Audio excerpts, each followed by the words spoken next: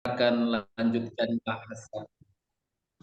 Kita akan lanjutkan bahasan kita pada pekan yang lalu dengan tema umumnya, pastikan diri kita selamat dan raihlah derajat tinggi di surga dengan iman dan amal soleh kita. Pada bahasan yang lalu telah disampaikan bahwa Allah Subhanahu wa taala mengaruniakan kepada kita hamba-hamba yang beriman surga di akhirat kelak, dan di surga Allah karuniakan tingkatan atau derajat-derajat. Nih, pengajian yang derajat-derajat tersebut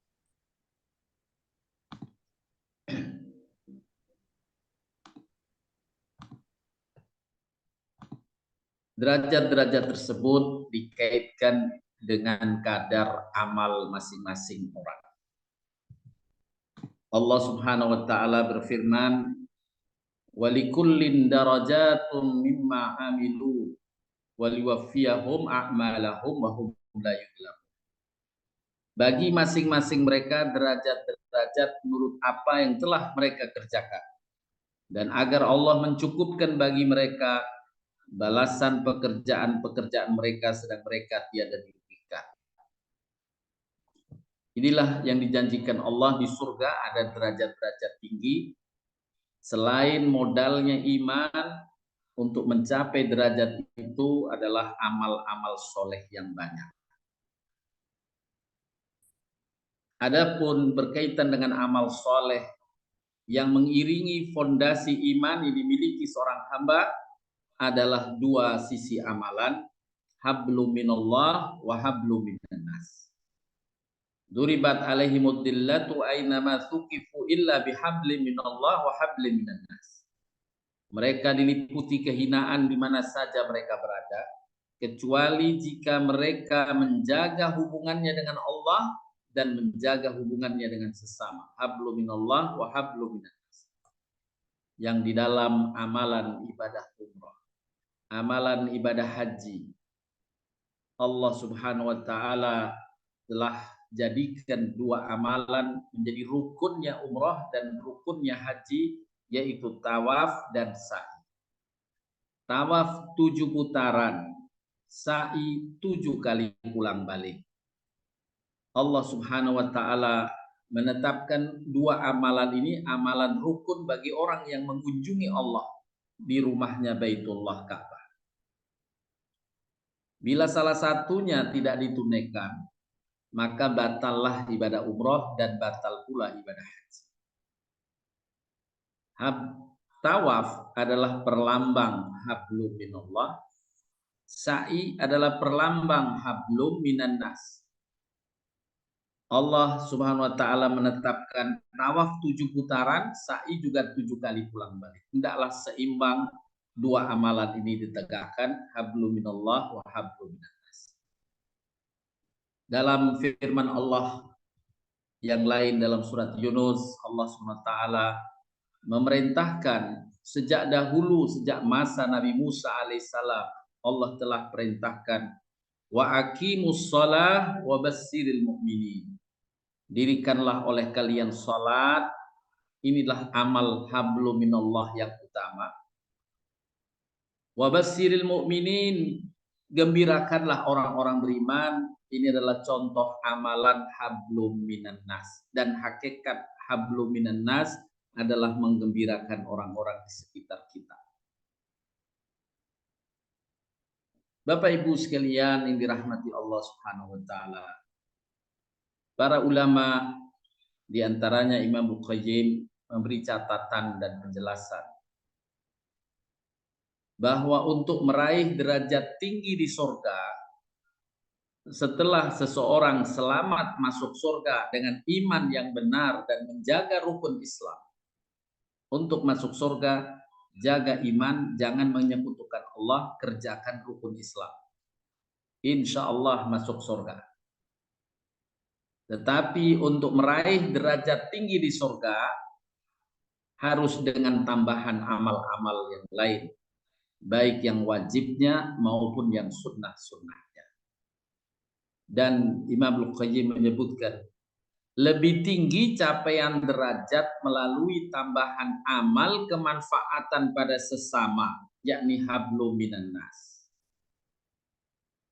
Derajat-derajat tinggi di surga dimiliki oleh mereka yang banyak kemanfaatannya pada sesama, yang dilakukan amal-amal kemanfaatan itu atas dasar keimanan dan tauhid yang benar.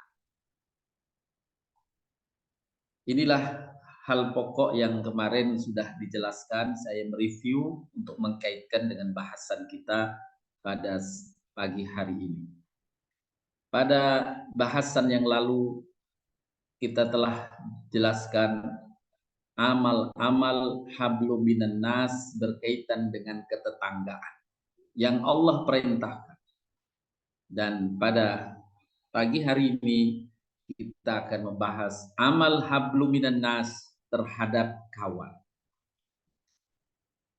Tentang kawan ini Allah juga firmankan dalam surat An-Nisa, dan semoga ayat ini Bapak Ibu kita bisa hafal satu ayat saja untuk menjadi motivasi dalam kehidupan kita. Wa'budullaha wa la tusyriku bihi syai'an wa bil walidaini ihsanan wa bidil qurba wal yatama wal masakin wal jari dzil qurba wal jaril junubi was sahibi bil jam. Al-ayat was-sahibi bil jambi, ini yang tadi saya dibacakan, yang Allah firmankan yang artinya beribadahlah kamu kepada Allah dan jangan kamu mempersekutukannya dengan sesuatu apapun, dan berbuat baiklah kepada dua orang ibu bapa, kepada karib kerabat, kepada anak-anak yatim, kepada orang miskin, kepada tetangga dekat, kepada tetangga yang jauh, dan kepada kawan-kawan dekatmu. Nah, ini adalah yang Allah perintahkan dalam surat An-Nisa 36. Kemarin tetangga sudah kita bahas, berikutnya kawan-kawan dekatmu. Bapak Ibu sekalian yang dirahmati Allah SWT, Allah Subhanahu wa taala perintahkan kita dalam hidup ini untuk mencari kawan, dan kawan yang dicari harus kawan yang baik. Nabi SAW mengingatkan dalam sabdanya, seseorang bisa dilihat dari keberagamaan sahabatnya. Hendaklah setiap kamu memperhatikan bagaimana sahabatmu beragama. Karena perkawanan adalah teman untuk bercermin, untuk memotivasi semangat diri kita juga. Saling menopang dan tolong menolong. Tawasau bil haq, tawasau bis sabr. Saling mengingatkan tentang kebenaran dan saling memberi motivasi untuk kesabaran dalam menghadapi berbagai persoalan.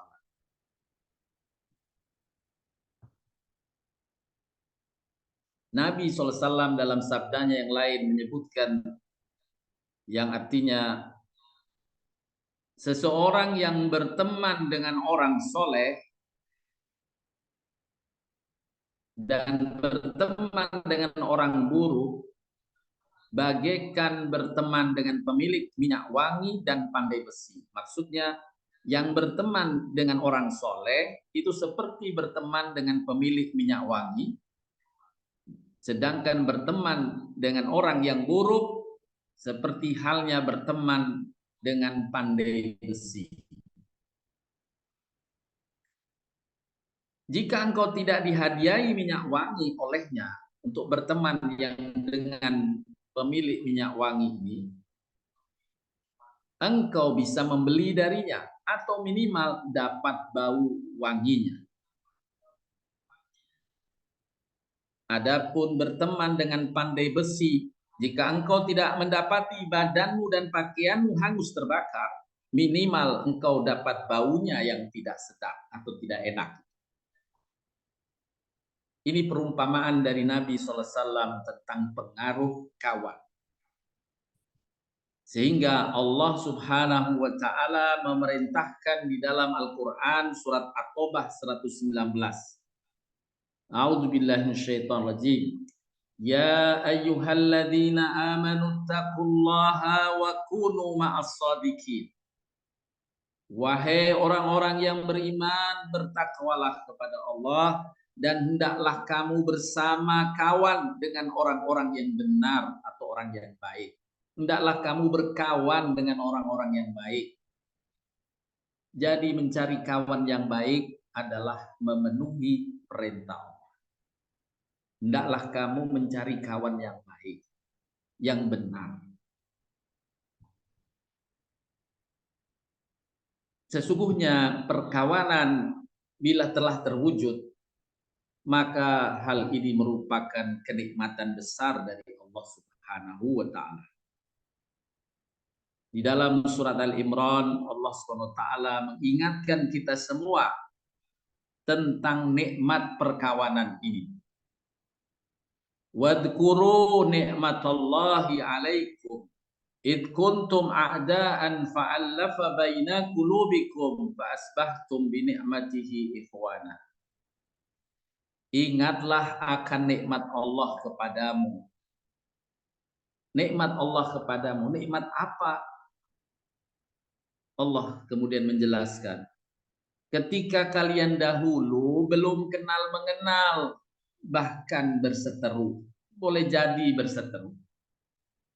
Lalu Allah lah yang mempersatukan hatimu, sehingga dengan karunia-Nya itu, yakni persatuan hati, kamu menjadi bersaudara, menjadi sahabat dekat. Ikhwan.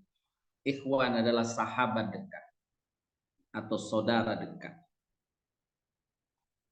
Jadi persahabatan, persaudaraan yang disandarkan atas keimanan ini merupakan nikmat besar dari Allah Subhanahu wa taala. Maka cara kita memenuhi pengingatan dari Allah Subhanahu wa taala ini adalah mensyukurinya. Dan cara syukur diantaranya selain ucapan alhamdulillah adalah memenuhi apa yang Allah perintahkan dalam merawat persahabatan atau perkawanan.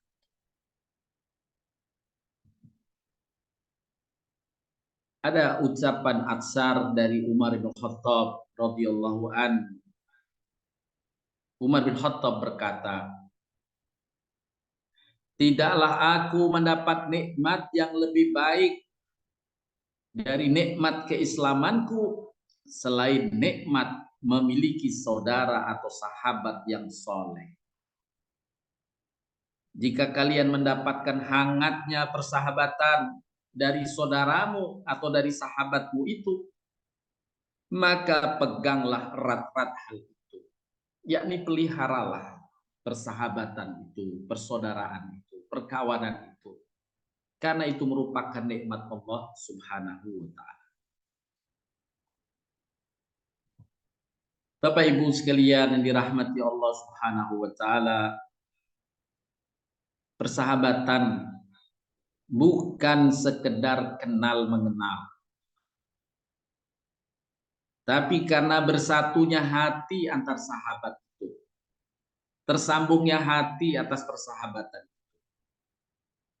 Persatuan hati ini dijelaskan oleh Allah sebagai satu karunia yang sangat mahal. Nyambungnya pikiran dan hati adalah satu yang sangat mahal. Allah menjelaskan tentang mahalnya dan susahnya bersatunya hati antar kawan dalam firman-Nya surat Al-Anfal 63. Allah SWT berfirman yang maknanya, Allah lah yang mempersatukan hati orang-orang beriman walaupun engkau membelanjakan semua kekayaan yang ada di muka bumi, niscaya engkau tidak bisa mempersatukan hati manusia. Tapi Allah lah yang telah mempersatukan hati mereka. Berapapun kekayaan tidak mungkin menyatukan hati. Hanya Allah yang menyatukan hati hamba-hambanya yang beriman. Bapak Ibu sekalian yang dirahmati Allah SWT, Islam sekali lagi mengajarkan dan memerintahkan kepada kita sebagai umatnya agar kita mencari kawan yang baik dan sekaligus menjadi kawan yang baik bagi kawan kita. Mencari dan sekaligus menjadi kawan yang baik. Allah berfirman dalam ayat yang tadi saya sudah bacakan, ya ayyuhalladzina amanu taqullaha wa kunu ma'as shadiqin. Hai orang beriman, bertakwalah kepada Allah, hendaklah kamu bersama, yakni berkawan dengan orang-orang yang benar atau yang baik. Alhamdulillah, Allah telah karuniakan banyak kawan pada kita semua.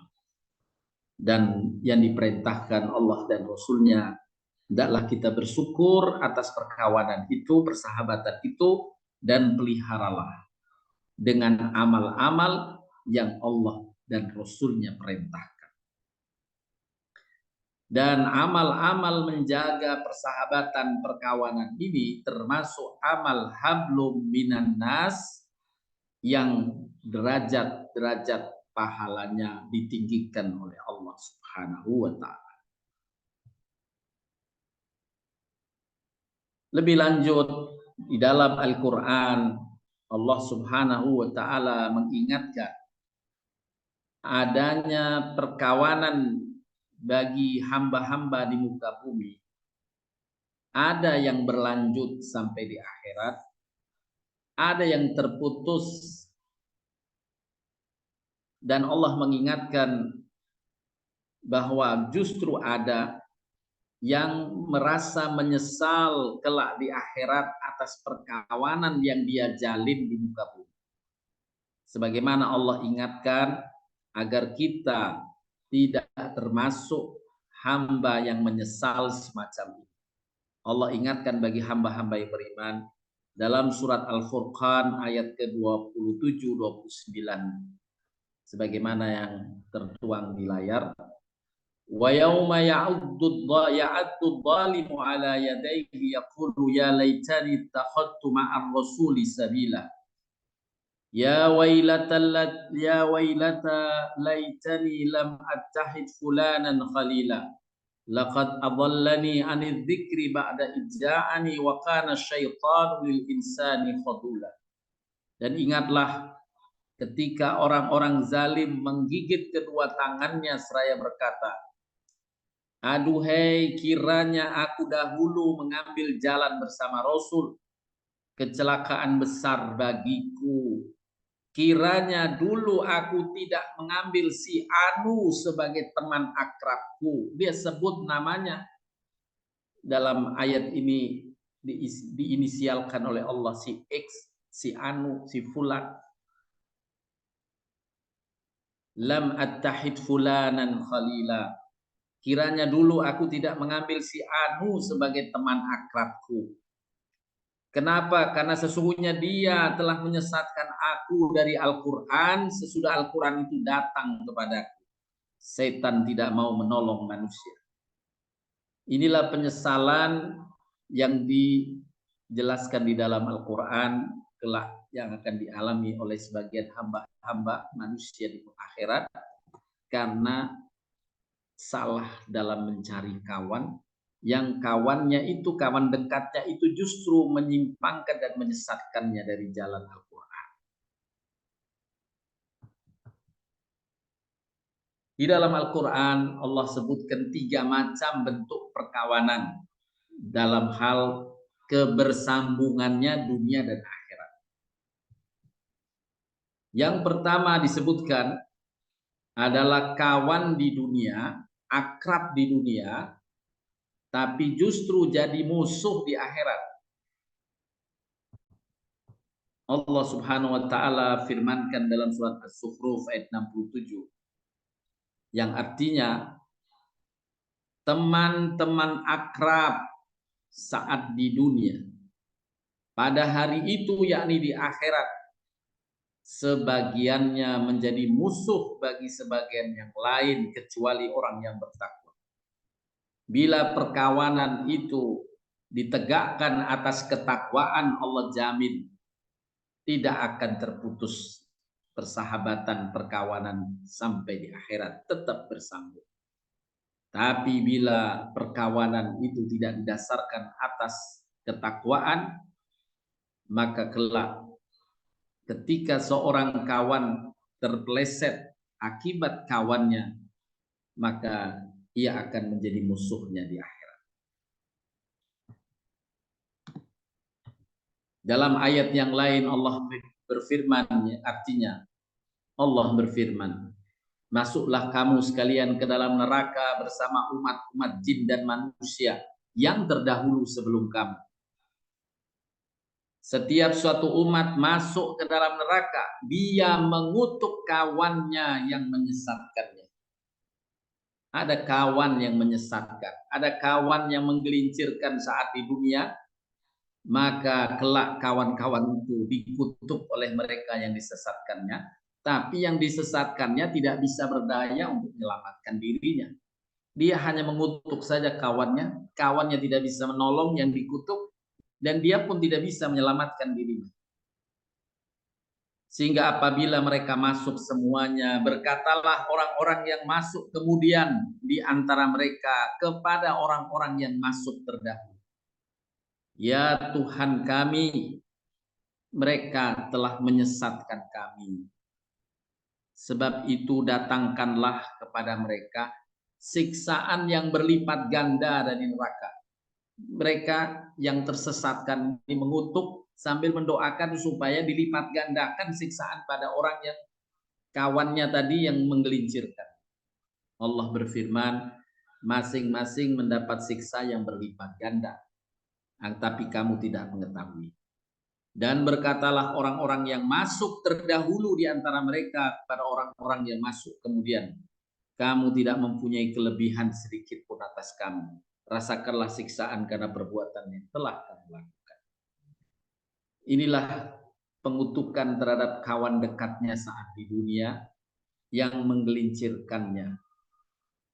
Dan keduanya terjerumus ke dalam neraka, tak ada yang bisa terselamatkan. Adapun bentuk perkawanan yang kedua dijelaskan di dalam ayat surat As-Saffat. Kawan akrab di dunia tapi terputus di akhirat, tidak bisa saling menolong. Allah menggambarkan dalam firman-Nya yang artinya, lalu sebagian mereka menghadap kepada sebagian yang lain sambil bercakap-cakap. Ini adalah orang-orang mukmin yang diberikan oleh Allah surga, dan mereka berjumpa di surga, kawan-kawan akan nyambung di surga, berkumpul di surga, bercakap-cakap di surga. Lalu berkatalah salah seorang di antara mereka, sesungguhnya aku dahulu di dunia mempunyai seorang teman, yang teman saya itu berpendapat atau bertanya, apakah kamu sungguh-sungguh termasuk orang yang membenarkan hari berbangkit? Apakah bila kita telah mati dan telah menjadi tanah dan tulang belulang, apakah sesungguhnya kita benar-benar akan dibangkitkan untuk diberi pembalasan? Berkatalah kemudian salah seorang yang berada di surga ini kepada temannya yang di surga, yang ia telah bercerita padanya tentang adanya seorang kawan saat di dunia, kok tidak ketemu di surga. Dia sudah cari di surga, enggak ketemu. Maka ia pun berkata, meminta kepada teman-temannya yang ada di surga, maukah kamu meninjau temanku itu? Yuk, boleh temani saya akan meninjau teman saya yang saya dapat informasi di neraka. Dia mendapatkan informasi bahwa temannya itu di neraka. Maka ia meninjaunya. Lalu dia melihat temannya itu di tengah-tengah neraka menyala-nyala. Ia pun berkata setelah melihat temannya di neraka disiksa, demi Allah, sesungguhnya kamu benar-benar hampir mencelakakanku. Jikalau tidak karena nikmat Tuhanku, pastilah aku termasuk orang-orang yang diseret pula ke neraka. Jadi temannya ini dalam kekafiran, dalam kemunafikan, dalam kesyirikan yang menyebabkan ia terjerumus ke neraka. Saat di dunia mungkin ia telah mengajak terus temannya ini, tapi terselamatkan teman yang diajaknya ini tidak tersentuh dengan bujukannya, dengan rayuannya, dengan ajakannya. Sehingga temannya ini saat di dunia masih selamat masuk surga, dan temannya yang di surga ini masih ingat pula saat di surga tentang orang ini, tapi setelah dia lihat di neraka tidak bisa menyelamatkannya. Tidak bisa menyelamatkannya karena kekafiran, kemunafikan, dan kesyirikan besarnya. Inilah kawan yang akrab di dunia, tapi terputus di akhirat.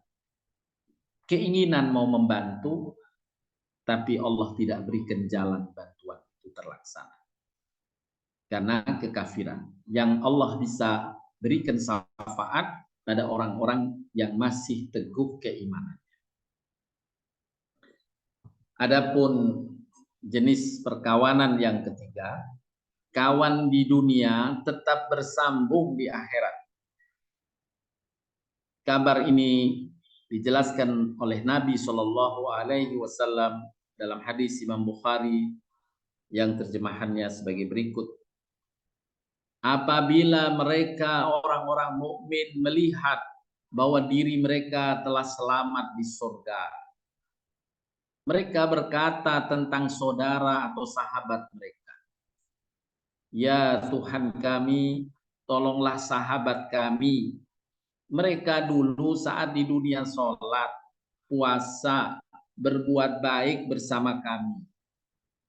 Lalu Allah berfirman, masuk dan lihatlah ke neraka.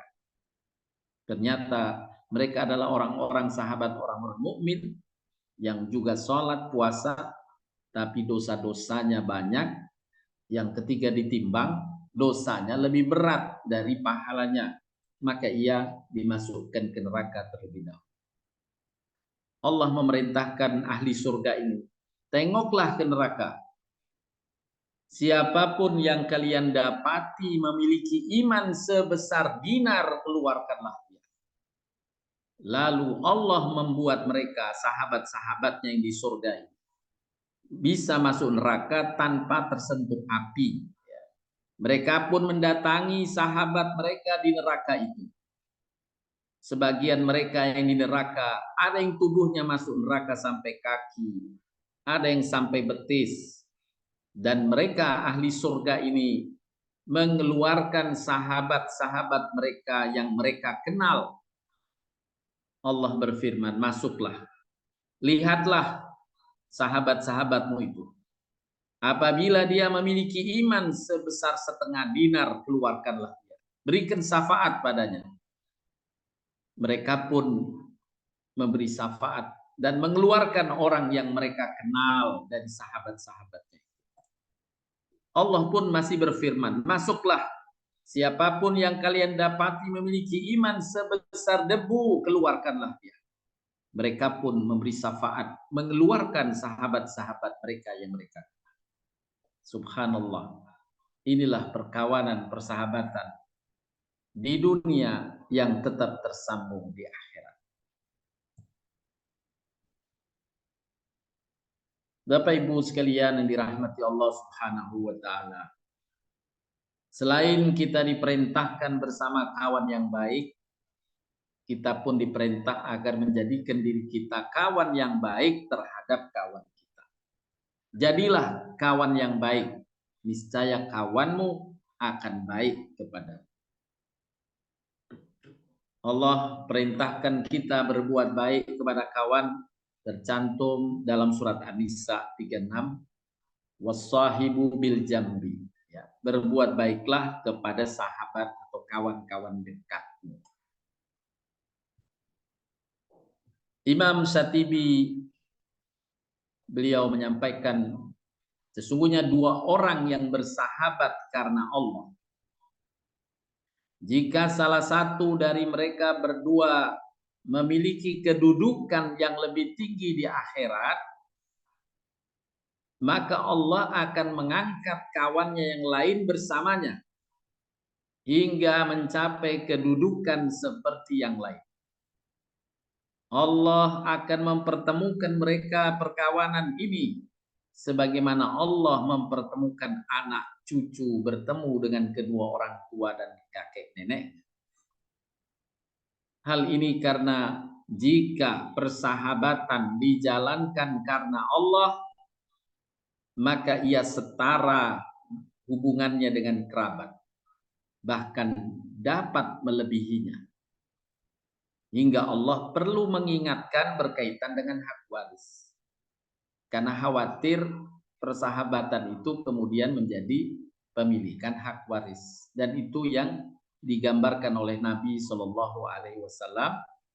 Kemudian turunlah ayat firman Allah yang mengingatkan Nabi SAW. Dalam surat Al-Anfal ayat ke-75. Dan orang-orang beriman sesudah itu kemudian berhijrah serta berjihad bersamamu, maka orang-orang itu termasuk golongan juga. Orang-orang yang mempunyai hubungan kerabat sebagiannya lebih berhak terhadap sesamanya daripada yang bukan karib kerabat dalam kitab Allah. Kenapa Allah mengingatkan di sini orang yang punya hubungan kerabat lebih berhak dalam hal urusan waris dibanding kawan? Kenapa? Karena pada zaman Nabi perkawanan, persahabatan sahabat-sahabat Nabi SAW sangat kuat seperti Abu Bakar dengan Umar bin Khattab, dengan Utsman bin Affan, Ali bin Abi Thalib dan sahabat-sahabat Nabi yang lainnya itu sangat akrab, bahkan keakraban mereka melebihi kerabatnya terhadap kerabatnya. Sehingga Allah perlu mengingatkan, kamu persahabatanmu yang dekat tidak akan mengubah bahwa hukum waris hanya untuk kekerabatan, bukan untuk perkawanan atau persahabatan.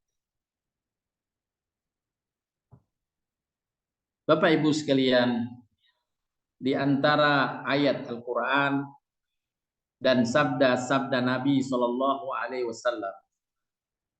yang menjelaskan tentang amal-amal hablum minan nas terhadap kawan. Di antaranya yang pertama, hendaklah kita berteman atau berkawan dengan niat lillahi ta'ala. Sebagaimana amal-amal kegiatan kita yang lain juga kita niatkan lillahi ta'ala. Inna salati wa nusuki wa mahyaya wa mamati lillahi rabbil alamin. Kita berkawan, bersahabat karena Allah yang memerintahkan kita mencari kawan-kawan yang baik. Dalam hadis Imam Bukhari Muslim, Rasulullah SAW bersabda, 7 golongan yang akan mendapatkan naungan pada saat di mana tidak ada naungan kecuali naungan Allah. Nabi menyebutkan 7 golongan itu. Pemimpin yang adil, pemuda yang tumbuh dalam ibadah kepada Allah. Sejak muda dia sudah dekat dengan keagamaan, dengan ibadah, dengan kesolehan. Kemudian seseorang yang hatinya selalu terikat dengan masjid. Yang keempat, 2 orang yang bersahabat dekat karena Allah, bersatu dan berpisah karena Allah. Mereka bersahabat hanya karena lillahi ta'ala, karena Allah semata. Inilah salah satu yang mendapatkan naungan atau golongan yang mendapatkan naungan di akhirat nanti di padang mahsyar. Di antara 7 golongan yang mendapat naungan, salah satunya adalah 2 orang yang berkawan, bersahabat dekat karena Allah, bersatu dan berpisah karena Allah.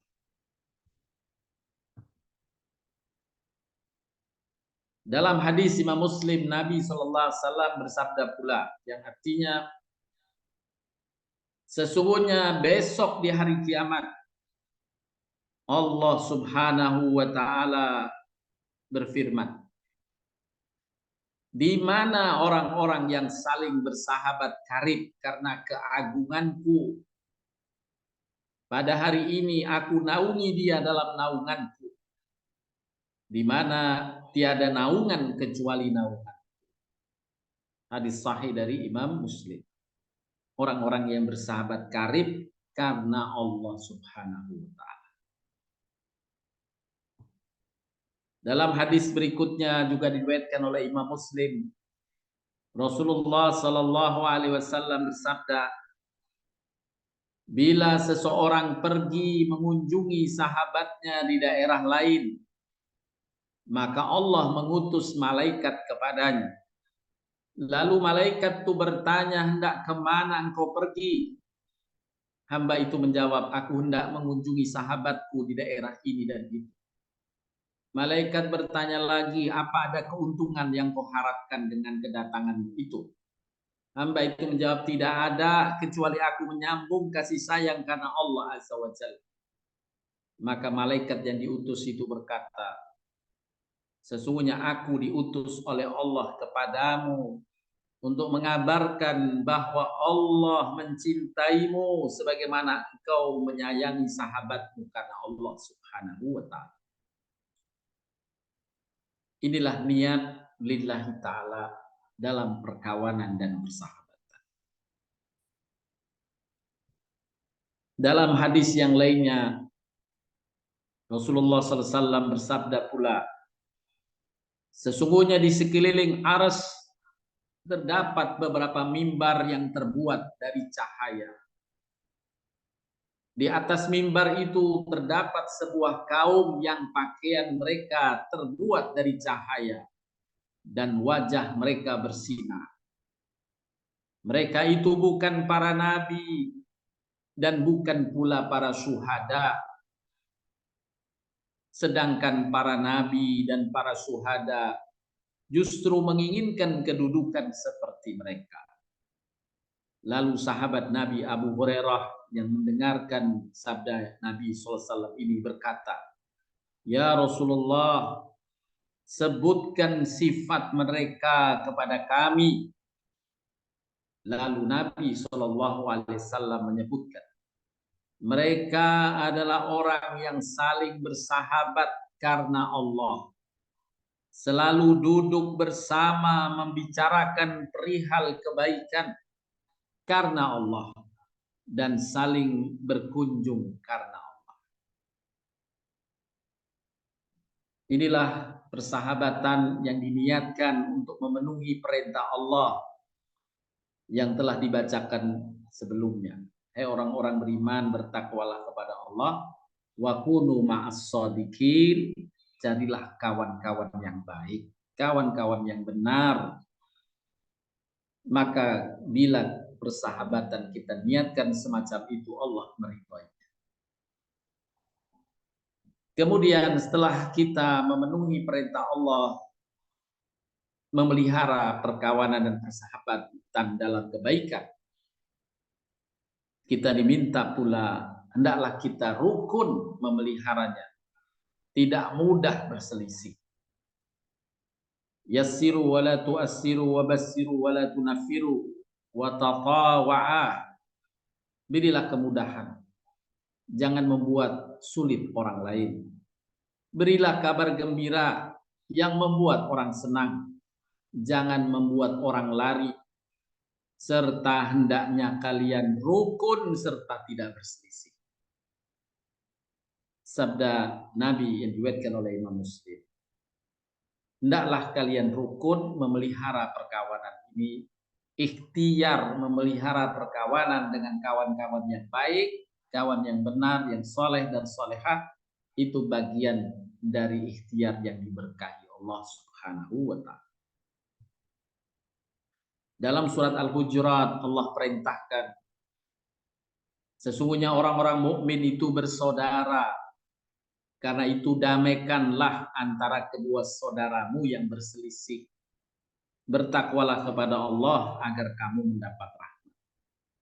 Jika kita berselisih dengan kawan-kawan baik, hendaklah kita ikhtiar untuk rujuk kembali, untuk memperbaiki persahabatan itu. Dalam sabda Nabi yang lainnya, seorang mukmin itu hidup rukun, tak ada kebaikan bagi yang tidak hidup rukun dan harmonis. Kemudian sikap yang ketiga dalam hablum minan nas terkait dengan kawan, hendaklah bergaul dengan lemah lembut kepada kawan. Nabi SAW pun bersabda, sikap lemah lembut tidaklah ada pada sesuatu kecuali akan memperindahnya, dan tidaklah dicabut dari sesuatu kecuali akan membuatnya jelek. Dalam hadis yang lain, tenanglah wahai Aisyah, ini teguran nasihat Nabi kepada istrinya Aisyah radhiyallahu anha. Tenanglah wahai Aisyah, sesungguhnya Allah mencintai kelembutan dalam segala urusan. Dan kepada kawan-kawan hendaklah kesantunan juga kita tampilkan, kita tunjukkan. Kemudian sikap yang berikutnya diajarkan oleh Nabi SAW, hendaklah menerima kekurangan kawan, saling meminta maaf dan memberi maaf. Saling meminta dan memberi maaf. Rasulullah SAW bersabda, janganlah seseorang mukmin membenci mukminah. Jika dia tidak senang satu akhlaknya, niscaya dia akan senang dengan akhlak yang lain. Tiap orang pasti ada kekurangan, ada kehilafannya. Dan hendaklah kita saling memaafkan. Hadis ini walaupun terkait dengan hubungan pasangan, tapi Syekh Muhammad Utsaimin juga menggarisbawahi dengan penjelasan, walaupun hadis ini berkaitan dengan pasangan suami istri, namun juga berlaku dalam adab berkawan. Imam Ibnu Qudamah menjelaskan, ketahuilah, jika engkau mencari seseorang yang bersih dari kekurangan, niscaya engkau tak akan mendapatkannya. Enggak ada di dunia ini yang sempurna. Barang siapa yang kebaikannya lebih mendominasi daripada keburukannya, itulah yang dicari. Jadi kalau ada kesalahan, hendaklah kita memaafkannya. Tetapi banyak kelebihannya. Dan di antara kelebihan yang utama adalah kebaikan iman, kebaikan dalam kesolehan. Berikutnya, jangan mencerca sahabat.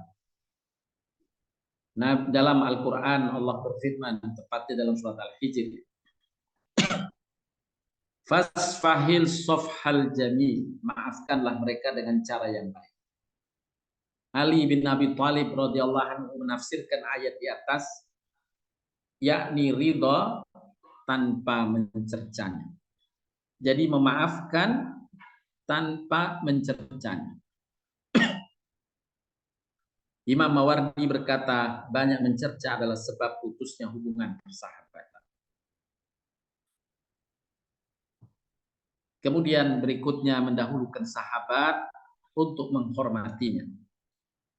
Hal ini dicontohkan oleh baginda Nabi SAW yang diriwayatkan dalam hadis Imam Ahmad, bahwa Rasulullah SAW bersama sahabatnya masuk ke hutan.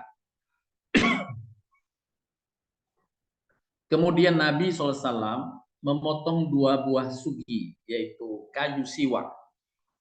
yang dipakai untuk sikat gigi, kayu siwak.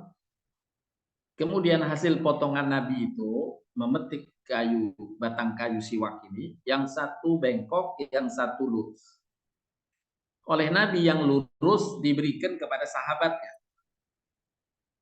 Si sahabat Nabi itu kaget kemudian berkata, "Ya Rasulullah, yang lebih berhak memakai yang bagus ini, yang lurus adalah engkau."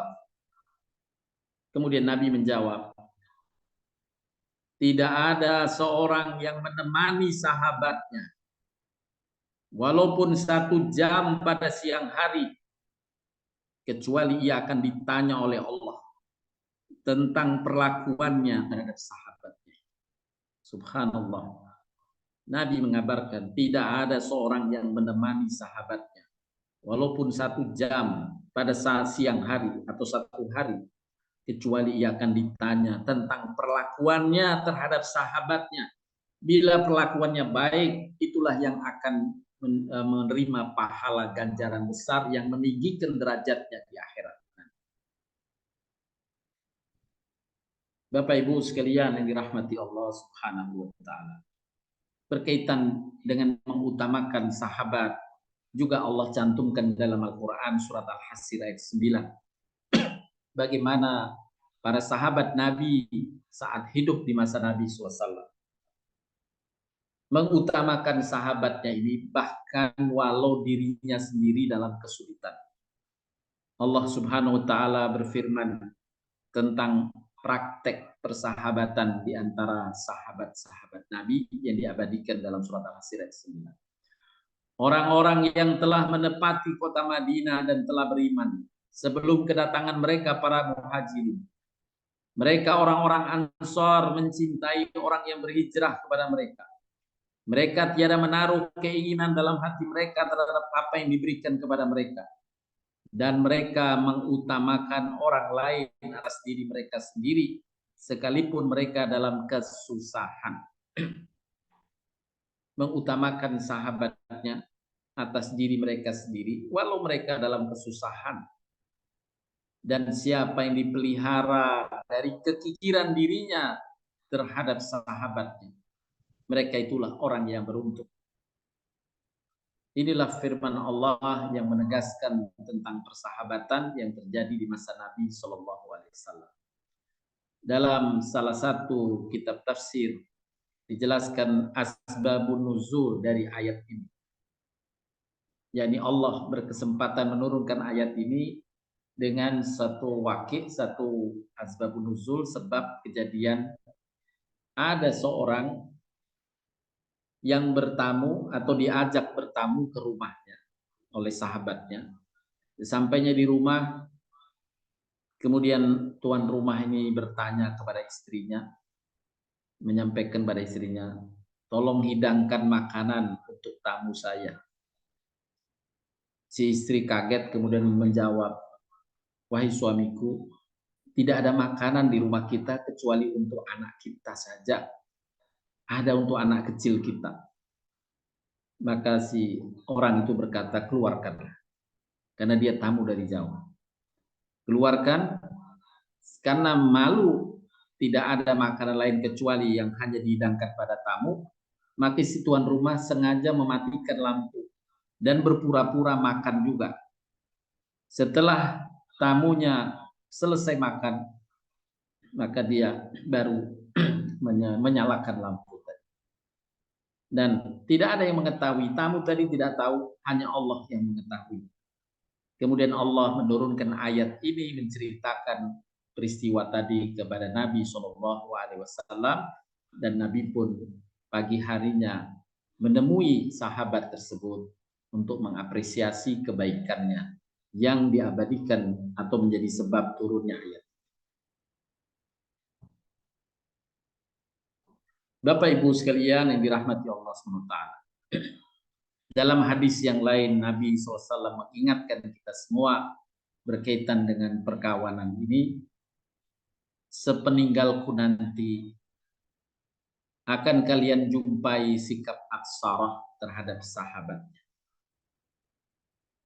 Sikap atsarah yakni sikap mementingkan diri sendiri, nggak peduli sahabatnya.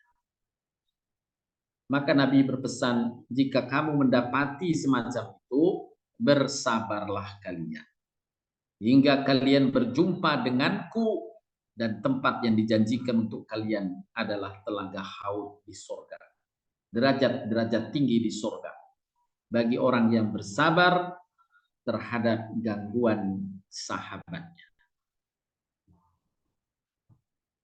Berikutnya amalan hablu minan nas terhadap perkawanan ini yang juga meninggikan derajat amalan hamba di akhirat adalah saling mengunjungi.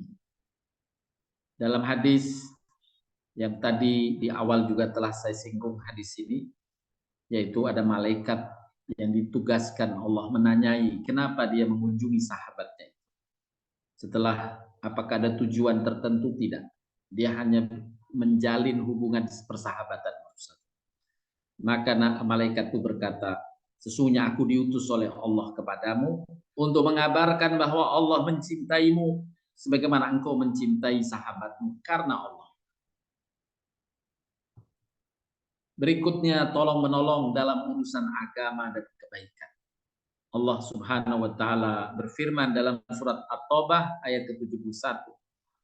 Dan orang-orang yang beriman lelaki dan perempuan, sebagian mereka adalah menjadi kawan penolong bagi sebagian yang lain. Mereka saling menyuruh mengerjakan yang baik, mencegah dari kemungkaran, saling mendirikan sholat, menunaikan zakat. Mereka taat pada Allah dan Rasul-Nya. Mereka itu akan diberi rahmat oleh Allah. Yakni orang beriman lelaki dan perempuan yang berkawan, bertolong menolong dalam kebaikan dan ketakwaan. Bapak Ibu sekalian, di dalam surat Toha juga diabadikan oleh Allah doa Nabi Musa alaihissalam yang menegaskan bahwa dalam beragama ini kita sangat butuh kawan, sangat butuh teman dan sahabat. Nabi Musa alaihissalam berdoa kepada Allah untuk diberikan sahabat yang baik.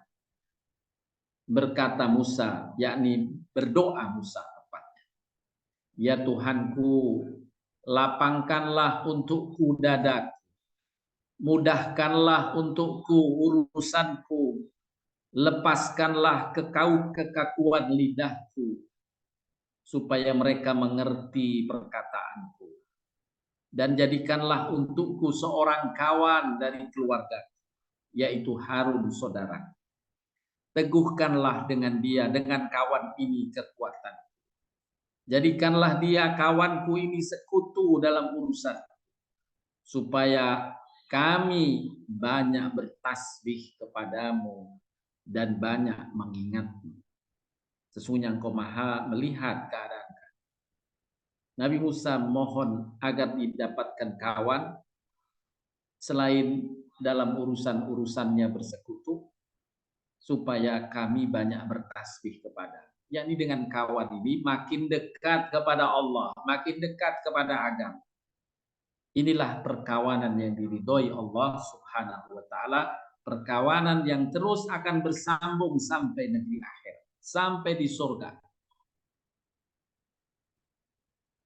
Kemudian yang berikutnya adab perkawanan yang diajarkan adalah menutup aib sahabat. Barang siapa membela kehormatan saudaranya, maka hal itu menjadi penghalang untuknya dari api neraka. Dalam sabda Nabi, adalah kejahatan bagi seorang muslim mempermalukan saudara muslim lain. Jangan mempermalukan orang lain. Bapak Ibu sekalian yang dirahmati Allah SWT, amal-amal lainnya menunjukkan rasa gembira ketika bertemu, mendahului menyapa dan berucap salam. Ini juga amal. Siapa yang mendahului menyapa, dia mendapatkan ganjaran lebih besar daripada yang menjawab sapaan atau menjawab salam. pernah dikisahkan bahwa Umar bin Khattab radhiyallahu anhu datang kepada Nabi mengeluhkan sahabat dekatnya Abu Bakar Siddiq. Umar bin Khattab mengeluh, "Ya Rasulullah, saya heran dengan sahabat saya Abu Bakar. Setiap berjumpa dengan saya, dia nggak pernah mendahului salam. Tidak pernah menegur saya dengan terlebih dahulu. Saya heran." Kemudian Nabi SAW saat berjumpa dengan Abu Bakar bertanya kepadanya, "Wahai Abu Bakar, kenapa engkau ketika berjumpa dengan sahabatmu Umar, selalu engkau tidak memulai dengan sapaan?" Abu Bakar menjawab, "Ya Rasulullah, saya menghormati sahabat saya Umar bin Khattab. Dan saya ingin memberi kebaikan lebih banyak kepadanya.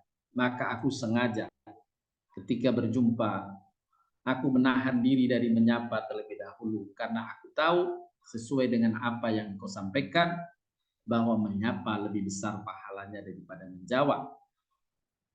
Maka aku berikan hak itu kepada sahabat dekatku Umar bin Khattab." Maka ketika Umar bin Khattab mendengar jawaban Abu Bakar, Umar pun memeluk Abu Bakar. Ya, bagaimana mengutamakan sahabat itu dengan ilmu. Kemudian bersikap ramah dan lapang dada ketika duduk bersama, memperhatikan saat teman berbicara, tidak mendebat ketika sedang berbicara, tidak memotong pembicaraannya. Ini adab-adab yang diajarkan oleh baginda Nabi Shallallahu Alaihi Wasallam. Tidak memanggil dengan julukan yang buruk, hendaklah memanggil justru dengan panggilan atau nama-nama yang disukai. Sebagaimana Nabi SAW mencontohkan memberi gelar-gelar kebaikan pada sahabat-sahabatnya. Abu Bakar dijuluki As-Siddiq, Umar bin Khattab dijuluki Al-Faruq. Kemudian yang berikutnya saling mendoakan dalam kebaikan.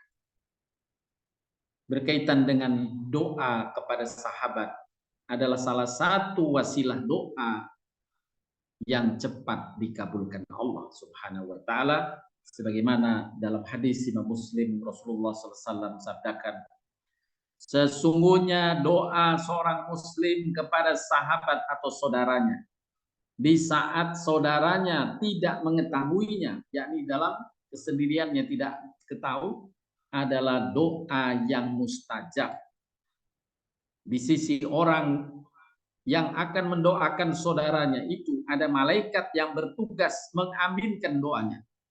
Tatkala dia mendoakan saudaranya dengan kebaikan, malaikat tersebut akan berkata, "Amin, engkau akan mendapatkan semisal dengan saudaramu yang kau doakan tadi." Inilah amal-amal hablu minan nas berkaitan dengan perkawanan yang diperintahkan Allah dan Rasulnya Shallallahu Alaihi Wasallam. Yang dengan amal-amal ini bila terjaga, amal hablu minan nas kita akan meraih ganjaran besar, dan itulah diantara amal-amal yang meninggikan derajat kita di surganya Allah Subhanahu wa Ta'ala. Demikian Bapak Ibu yang bisa disampaikan untuk kajian pagi hari ini, amal hablu minan nas untuk meninggikan derajat kita di surga dengan amal menjaga perkawanan dan persahabatan. Terima kasih atas perhatiannya. Untuk selanjutnya saya sampaikan kepada Bu Lili untuk memandu kalau ada yang didiskusikan. Terima kasih. Baik, jazakallah Pak Ustadz. Silakan Ibu-ibu. Silakan Ibu-ibu dan Bapak-bapak. Ada Bapak-bapaknya Pak Ustadz ya. Sejauh ini belum ada Pak Ustadz.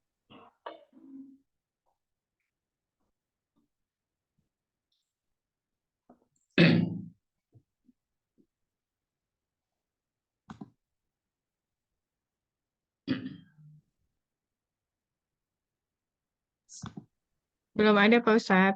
Baik. Bapak Ibu sekalian, sekali lagi saya mereview sekilas bahwa amal-amal hablum minan nas sesungguhnya amal keseharian kita.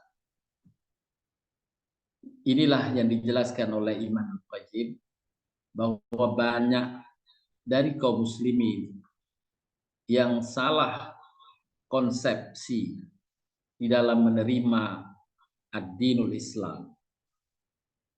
Seolah-olah ia lebih mementingkan hablum minallah, mengabaikan hablum minannas.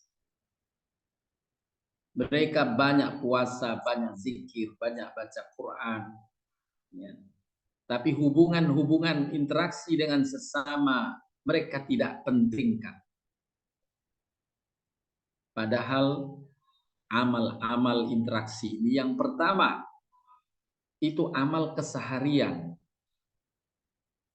Dari bangun tidur, keluar rumah, di kantor, di pasar, dalam kehidupan kita, waktu itu banyak tersita dalam hubungan-hubungan kita dengan sesama. Dan Al-Quran telah menjelaskan bagaimana Allah lebih memerinci amalan hablum minan nas daripada amalan hablum minallah. Untuk kita sebagai hamba mukmin lebih memperhatikannya, jangan mengabaikannya, jangan menganggap ringan terhadapnya. Allah berikan ganjaran besar kepada hamba-hambanya yang memenuhi apa yang Allah telah tetapkan berkaitan dengan hablum minan nas, baik kepada orang tua, kepada kerabat, kepada tetangga, kepada kawan-kawan dan sahabat, juga kepada fakir miskin dan anak yatim di sekitar kita. Inilah yang tadi telah kita jelaskan di awal, bahwa hablum minan nas adalah berpotensi amal yang melejitkan derajat-derajat hamba di surganya Allah Subhanahu wa ta'ala. Demikian yang bisa disampaikan, mudah-mudahan bermanfaat. Ustadz, ada Ya. pertanyaan tapi di luar tema Pak Ustadz. Baik, ya. Dari Bu Evi, pertanyaannya boleh nggak kita berzikir surat At-Taubah yang 2 ayat terakhir sebanyak-banyaknya? Baik, ya. Ya, sebanyak-banyaknya tidak apa-apa, dibolehkan saja. Nabi SAW dalam hadis tadi yang saya ungkapkan di atas memang meringankan kita dengan 7. Ya, saya nukilkan lagi hadisnya.